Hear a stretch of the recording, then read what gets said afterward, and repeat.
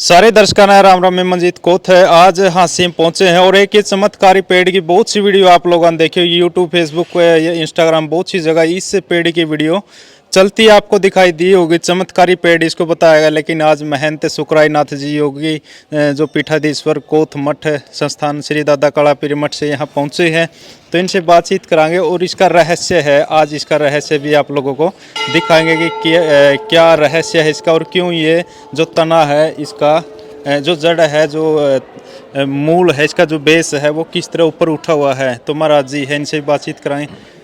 महाराज जी आदेश जी। आदेश महाराज जी क्या लगा महाराज जी जो ये तना आप ध्यान से देखो, ये नीचे से बिल्कुल आर पार है। हाँ बिल्कुल। लेकिन जितने भी ये कैमरामैन और पत्रकार आते हैं वो पता नहीं किस भावना से और क्या खा करके आते हैं और क्या खा के वो पैदा हुए हैं, मेरे को समझ में नहीं आ रही है।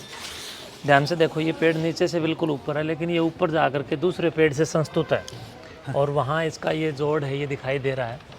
और जिस प्रकार आप कलम लगाते हो, कलमी से पौधा पैदा करते हो, उसी प्रकार ये यहाँ पर जुड़ा हुआ है। तो ये तो प्रकृति का अपना एक कार्य है और एक किस्म से कलम वाली व्यवस्था है और ये एक विज्ञानमय कार्य है, ज्ञानमय कार्य है और अनुसंधानात्मक ये चर्चा है। वैचारिक मानसिकता और दिमाग का दिवालियापन नहीं निकलना चाहिए, बल्कि इस प्रकार की विषय वस्तुओं पर और घटनाओं पर हमें बौद्धिक ऊर्जाओं का प्रयोग करना चाहिए।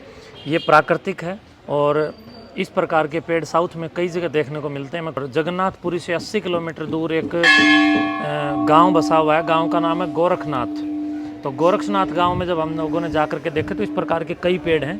तो ये कोई दैवीय घटना, ये प्राकृतिक घटना है, इसको दैवीय घटना, ये बरगद और पीपल को तो वैसे ही सनातन धर्म देवता मानता है। तो ये ऊपर से दो पेड़ों का आपस में विलय है और पेड़ जो है दोनों ही बरगद के हैं।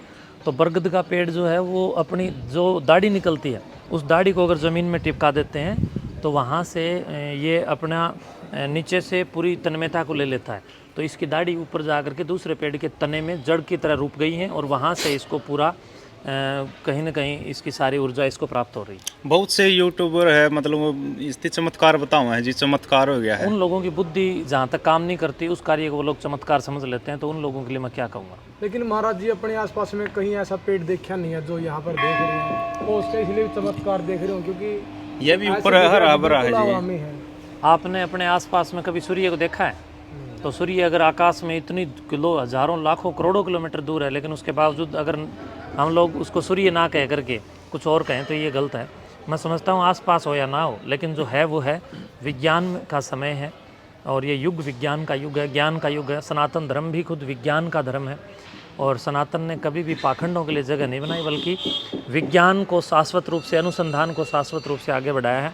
तो ये पेड़ विज्ञान की ही परिधि को यहाँ पर परिभाषित कर रहा है, पाखंड और अंधविश्वास को नहीं। प्राकृतिक है, दूसरे पेड़ से संस्तुत है। ऊपर आप देख सकते हैं ये जुड़ा हुआ है, ये इस तने को दूसरे यूट्यूबर कोई दिखा नहीं रहा है, तो यहाँ से ये ऊर्जा ले रहा है, इसमें कोई शक नहीं, कोई अतिशयोक्ति नहीं है। धन्यवाद।